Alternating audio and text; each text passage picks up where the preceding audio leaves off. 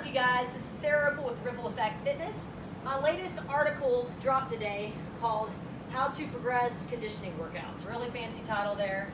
But to go along with that, what I wanted to do was demonstrate one round of the circuit that I used to illustrate some different ways of progressing the workouts in that article.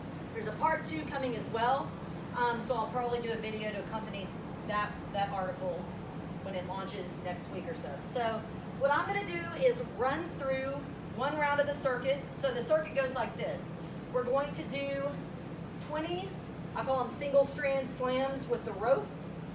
After that, we're going to hand over hand pull the sled 10 yards, then push the sled back 10 yards, and then I'm going to take a pair of 16 kilogram kettlebells and farmer carry. I'm going to do a kind of obstacle course farmer carry, covering about 20 yards with that. So then what I'm going to do is my high-tech setup in here. I'm going to actually grab the video that'll be running, move it over here, and do some talk at the blackboard, just kind of to break stuff down for those of y'all that want to kind of hear some more info. So with that said, let's check it out. Oh yeah, after each round there's a 500-meter row. So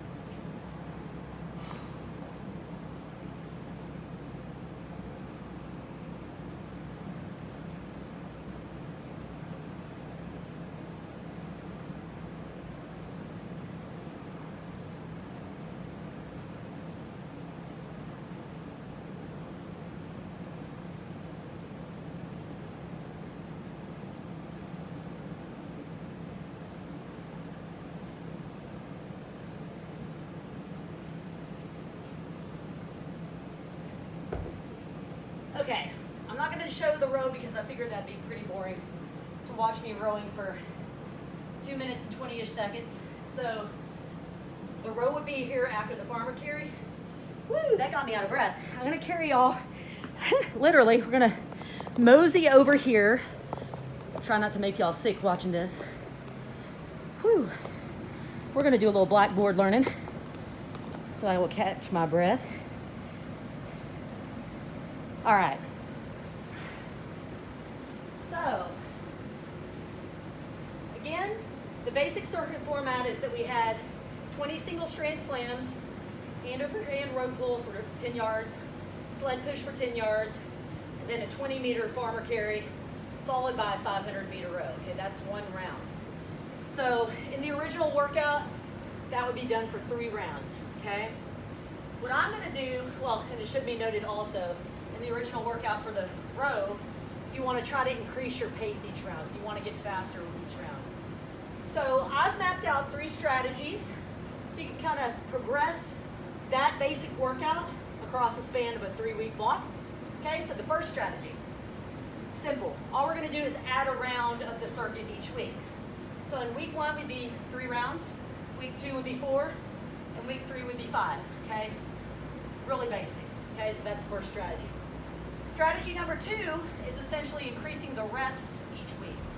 So again, for week 1, we have 3 rounds, 20 slams, 10 yards pulling the sled, 10 yards pushing, 20 yards farmer carry, 500-meter row. In week 2, we're still doing 3 rounds, but what we're going to do is bump up the rope slams to 20 to 25 reps. We'll bump up the hand-over-hand sled pull 10 to 15 yards. Again, push the sled 10 to 15 yards there, so because you're just pushing it back. And then the farmer carry, we're going to go 20 to 30 yards.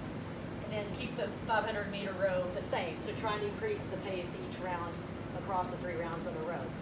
Week 3, just to illustrate, again, 3 rounds. We're bumping up the reps on the rope slam, 25 to 30 reps.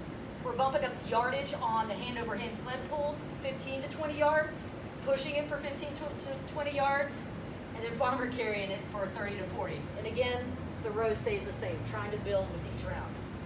All right, third and final strategy for today. And I also wanted to say too, this article is on, if you go to the link in my bio, in my link tree, it'll be the first link that's in there. So I should have said that at the beginning of this clip, but oh well, better late than never. So strategy number 3 is increasing the intensity and the rounds each week. So again, not to sound like a broken record, but we got the base workout, 3 rounds, 20 slams, 10 yards pull, 10 yards push, 20-yard farmer carry, 500-meter row. Week 2, what we're going to do is we're going to bump it to 4 rounds. We're going to go 20 slams, 10 yards pull, 10 yards push, 20 yards carry. But then on the row, this is where we're going to crank the intensity up. So basically what the strategy here would be to start at the pace from the final round, the row of the final rounds row from the previous week, and then build from there across the rounds. So you've got an additional round going on here, and then we're trying to like focus more on the pacing of the row while everything else stays constant. All right, so as you guessed it, week 3, we're going to bump up the rounds. So we're having 5 rounds, 20-yard slam, 10 yards pull, 10 yards push, 20 yards walk, and then 500-meter row again. But what we're going to do is we're going to start at a pace that's roughly 5 to 10 seconds slower than the final round's pace for the previous week, and then either maintain that or build it across the 5 rounds. So, in a nutshell, that's 3 basic strategies that you can employ to create some sort of progression with conditioning workouts, whether you're a trainer or just someone that really likes to exercise. I see y'all out there. But I wrote this article series because I feel like a lot of us focus a lot on progression with regard to strength training, but no one really thinks about it for conditioning. So we should be treating it just the same. So yeah, there you have it. Thank y'all for hanging with me for a little bit. We'll check y'all later.